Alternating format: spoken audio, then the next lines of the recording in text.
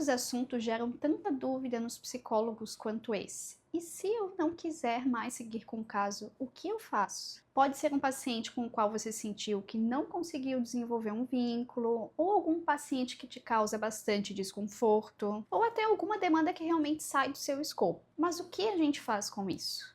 Encerrar é uma demanda ética, técnica ou emocional? É sobre o paciente ou sobre o terapeuta? E é sobre isso que nós vamos conversar hoje. Mas antes, se você é novo no meu canal, seja muito bem-vindo. Meu nome é Andressa Juliana, sou psicóloga que atua com foco em TCC e em DBT, e aqui no canal eu trago mais assuntos sobre como aplicá-las para casos complexos. Então, se esse é um assunto que te interessa, já se inscreve no canal e ativa o sininho para não perder nenhum vídeo. Primeiro, é importante diferenciar o que é desconforto pessoal do que é um critério técnico, porque desconforto muitas vezes a gente vai sentir mesmo na condução de um caso. Mas o problema é quando esse desconforto começa a interferir na qualidade de vida do terapeuta ou no próprio processo de terapia. Então, antes de decidir encerrar um processo, vale a pena se perguntar: este desconforto é sobre o paciente ou é sobre mim? Está relacionado à contratransferência ou à ausência de recursos técnicos para lidar com esse caso? Eu tenho suporte, eu tenho buscado supervisão para lidar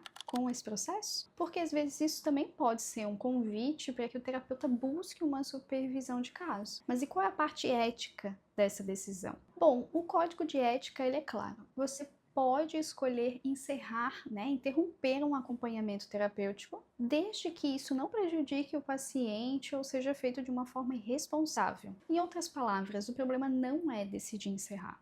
O problema está em como você vai encerrar esse processo. E aqui é o ponto principal: a responsabilidade ela não termina no momento que você decide encerrar o caso. Você precisa garantir que esse paciente tenha acesso à possibilidade de continuar um tratamento, mesmo que não seja com você. Existem sim muitos motivos legítimos para decidir não continuar com o caso, como por exemplo, quando a demanda foge da sua competência técnica, quando há conflito de interesses ou valores que compromete o caso, quando o vínculo terapêutico se rompe e não tem mais como dar continuidade, ou até mesmo quando o terapeuta percebe um impacto emocional muito intenso. O ponto é, isso não é desistir do seu paciente, isso é reconhecer os seus próprios limites como terapeuta. E isso é o oposto de negligência. Na prática mesmo, encerrar um caso vai te exigir cuidado, comunicação e planejamento. Então eu trouxe 3 passos que são bem simples e podem te ajudar nesse processo. Primeiro, fale com clareza com seu paciente e com respeito. Explique que você entende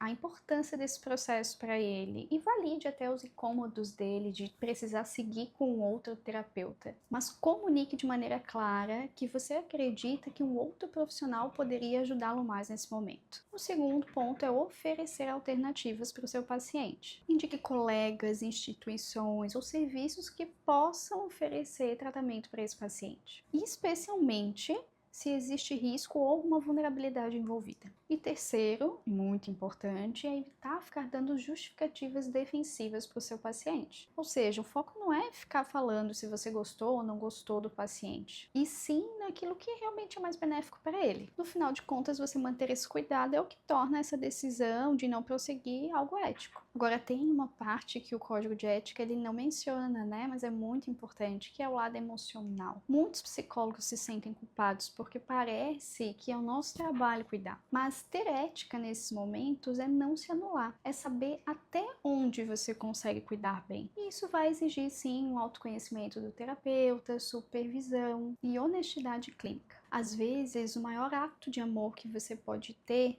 é reconhecer que esse processo não pode continuar, que seu paciente pode se beneficiar mais de um outro tratamento. Então, como que eu, Andressa, lido com isso? Se eu tenho justificativas claras para encaminhar um paciente, para desistir de um processo terapêutico, interrompê-lo, eu vou fazer de acordo com o que eu trouxe para vocês aqui. Eu vou cuidar na comunicação que eu tenho com esse paciente, porque nós precisamos ser honestos, mas nós queremos validar, porque é ruim você desenvolver uma relação terapêutica com um profissional e depois descobrir que você vai ter que ir para outra, Isso muitas vezes pelo paciente pode ser interpretado como um abandono ou algo nesse sentido, então é preciso ter cuidado para que você consiga justificar de maneira clara para ele que este encaminhamento é melhor para ele, certo? Então é isso que eu cuido. Eu tenho uma justificativa clara, que tem respaldo ético para que eu possa fazer, né, esse encaminhamento, e eu cuido deste encaminhamento, eu encontro profissionais ou instituições, serviços, envio esses contatos para o paciente, acompanho esse paciente durante essa transição, desde que ele permita, é claro. Ou seja, eu cuido para que ele entre em outro tratamento, é claro, até onde eu tenho controle, né? Mas eu favoreço que isso aconteça. Em resumo, encerrar um caso não é falta de empatia, é responsabilidade clínica muitas vezes. E se você já passou por isso ou tem dúvidas sobre como fazer, comenta aqui embaixo. Como você lidou com essa decisão? Isso te gerou culpa? Como foi fazer isso? Vamos falar sobre isso porque abordar esses temas ajuda no amadurecimento da prática clínica.